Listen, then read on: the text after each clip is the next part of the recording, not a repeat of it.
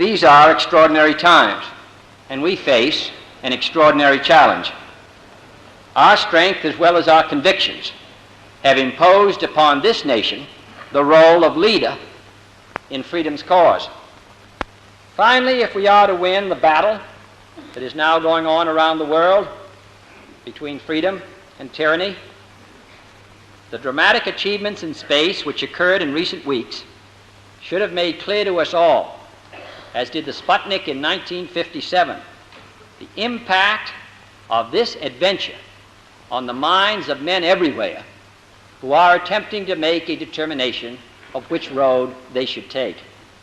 Since early in my term, our efforts in space have been under review.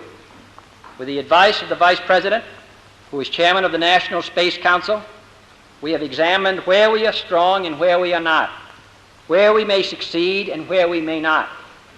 Now it is time to take longer strides, time for a great new American enterprise, time for this nation to take a clearly leading role in space achievement, which in many ways may hold the key to our future on Earth.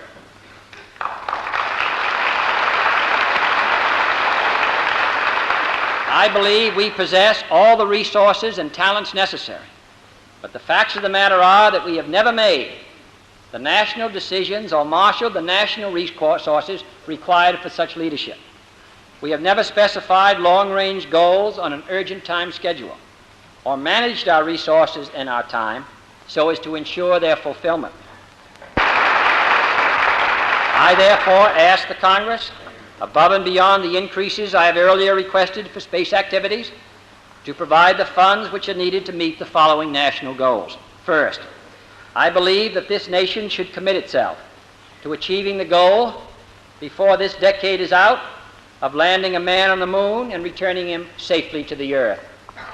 No single space project in this period will be more impressive to mankind or more important for the long-range exploration of space, and none will be so difficult or expensive to accomplish. In conclusion, let me emphasize one point. It is not a pleasure for any President of the United States, as I'm sure it was not a pleasure for my predecessors, to come before the Congress and ask for new appropriations which place burdens on our people. I came to this conclusion with some reluctance. But in my judgment, this is a most serious time in the life of our country and in the life of freedom around the globe, and it is the obligation, I believe, of the President of the United States to at least make his recommendations to the members of the Congress so that they can reach their own conclusions with that judgment before them. You must decide yourselves as I have decided, and I am confident that whether you finally decide in the way that I have decided or not, that your judgment, as my judgment, is reached on what is in the best interests of our country.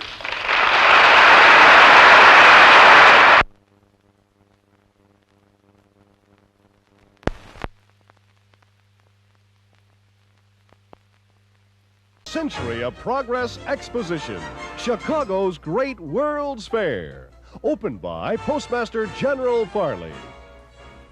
President Roosevelt has delegated to me the honor of representing him at the opening of this great exposition.